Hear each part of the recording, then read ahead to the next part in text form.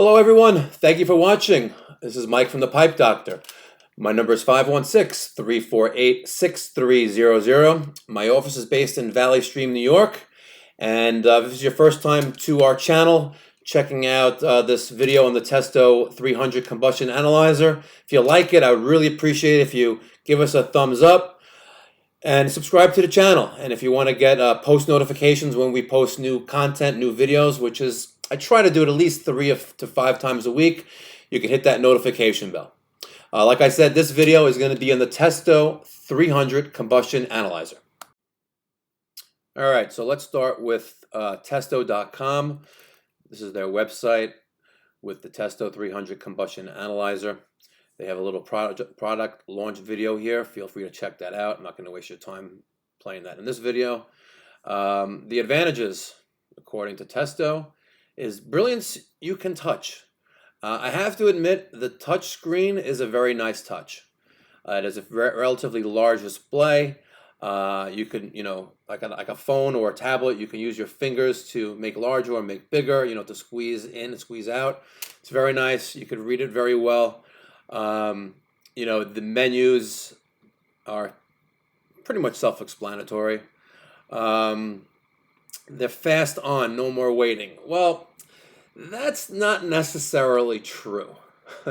To start up the Testo, you have to hold down the button on the side right here for roughly around 3 seconds before it turns on, and it boots up. It's an Android-based operating system, so it does have to boot up.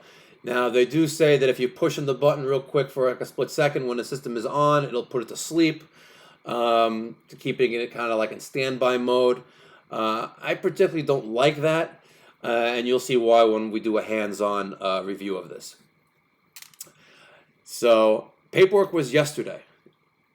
So, that is correct. You can configure the Testo 300 with Wi-Fi settings and your email server settings, and you could electronically email the data from the Testo straight to, your client's email or, to your email as well to have documentation of that.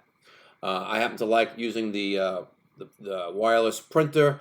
I print the report and it gets, affixed to the equipment that was been serviced.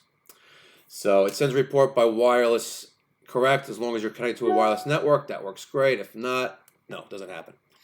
So they say the newest gas sensors for more applications. Okay, we'll get into that, and up to 5 years of manufacturer's warranty. I have the Testo 300 residential commercial kit with printer. You can buy this online.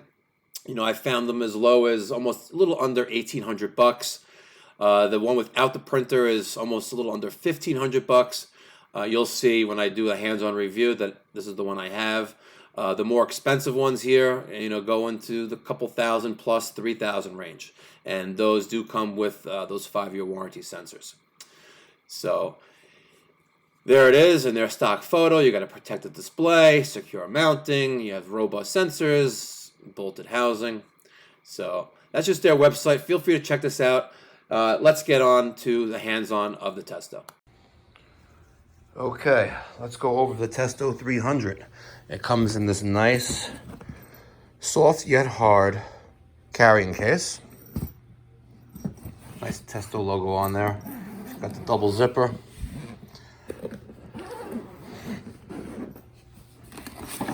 And when you open it up, you got your 300 here. Take the little cap off for right now. Hard doing this with one hand, but your analyzer probe.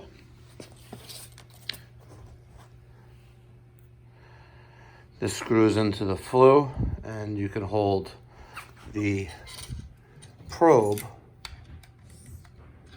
in there. Gotta unscrew it first.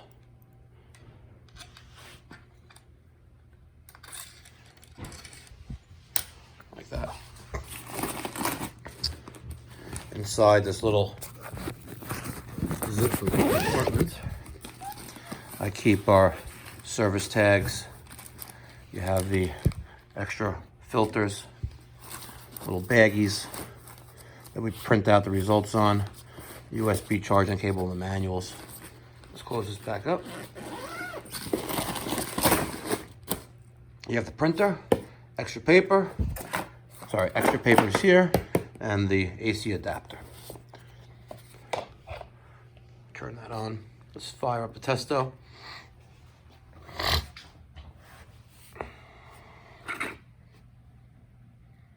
So you can see it's thinking. Why is it thinking? Because it was sleeping, but not completely shut off. And it zeroes out when you turn it on. Why doesn't it zero out when you turn it off? I don't know, but it doesn't. You turn this thing off, unlike the Testo 320, which unfortunately I'm selling this and buying back the 320, brand new one. This is crazy. I hate this thing, by the way. Why is it zero out when you turn it on? I don't know, fresh air, but why isn't it zeroing out and clearing itself out when you turn it off? It's not. It's stupid. Anyway, let's plug this bad boy in. It only goes in one way, fellas.